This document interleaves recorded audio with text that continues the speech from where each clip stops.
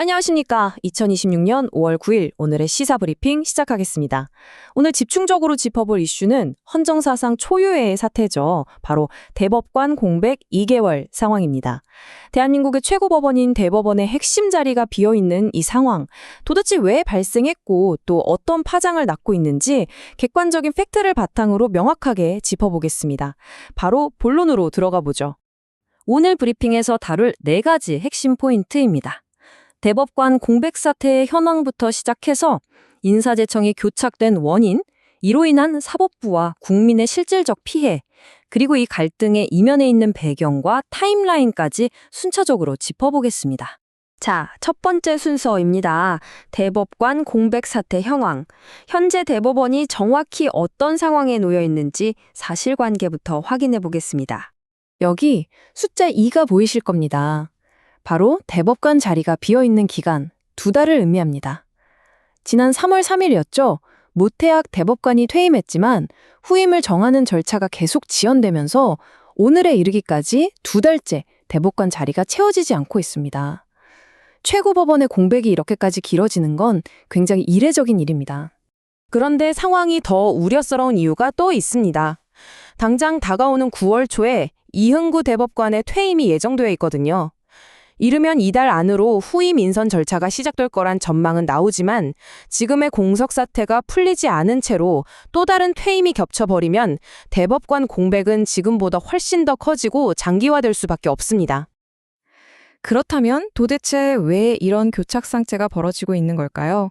두 번째 순서, 인사제청 교착 원인에 대해 알아보겠습니다. 절차적인 타임라인을 먼저 보시죠. 대법관 후보추천위원회는 지난 1월 21일에 최종 후보군 4명을 조희대 대법원장에게 추천했습니다.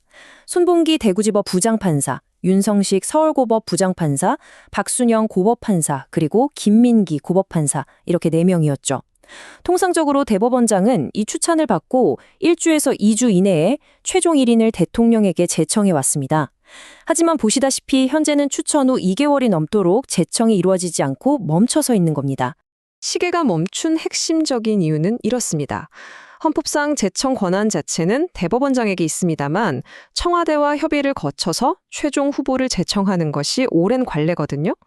그런데 현재 조희대 대법원장 측은 박순현 고법판사를 제청하겠다는 뜻을 전달한 반면 이재명 대통령과 청와대 측은 우리 법연구회 출신인 김민기 고법판사를 고수하고 있습니다. 양측의 입장이 이렇게 평행선에 달리면서 인사 제청 절차가 전면 중단된 상태입니다. 세 번째 순서로 넘어가 보겠습니다. 이러한 정치적 교착 상태는 단순히 청와대와 대법원 사이의 신경전으로 끝나지 않거든요. 사법부와 국민들에게 어떤 피해가 가고 있는지 살펴보죠. 실질적인 피해는 이미 사법부 시스템 곳곳에서 나타나고 있습니다. 노태학 대법관의 퇴임으로 현재 대법원은 비정상적인 13인 체제로 운영 중입니다. 노 대법관이 소속되어 있던 4인 1조 소부의 사건 처리가 완전히 멈춰섰고요. 당연히 주요 판례를 변경하거나 사회적 파장이 큰 사건을 다루는 전원합의체 선고 역시 차질이 불가피해졌습니다. 남은 대법관들의 사건 부담이 폭증하면 그 피해는 결국 어디로 갈까요? 오랜 시간 대법원의 최종 판단을 기다리는 소송 당사자와 국민들의 신속하게 재판받을 권리가 직접적으로 침해당하게 되는 겁니다. 마지막 4번째 순서입니다. 그렇다면 양측의 입장이 이토록 강하게 부딪히는 그 기저에는 과연 어떤 일들이 있었을까요?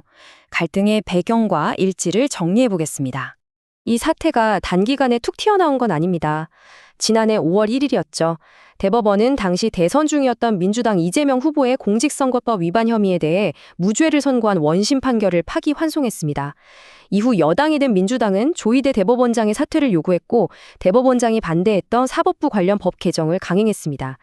그리고 올해 3월 12일 법 왜곡죄 시행 첫날에 민주당이 조희대 대법원장을 법 왜곡죄 1호로 고발하면서 양측의 갈등은 최고조에 달하게 됩니다. 이 일련의 과정들이 누적되면서 결국 지금의 대법관 인선 교착으로 이어지게 된 겁니다. 오늘 브리핑을 마무리하면서 여러분께 드리고 싶은 질문입니다.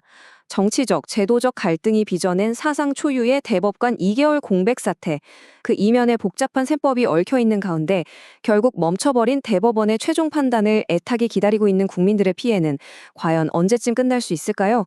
팩트를 바탕으로 시사 이슈의 맥락을 객관적으로 짚어드린 오늘 브리핑은 여기까지입니다. 함께해 주셔서 고맙습니다.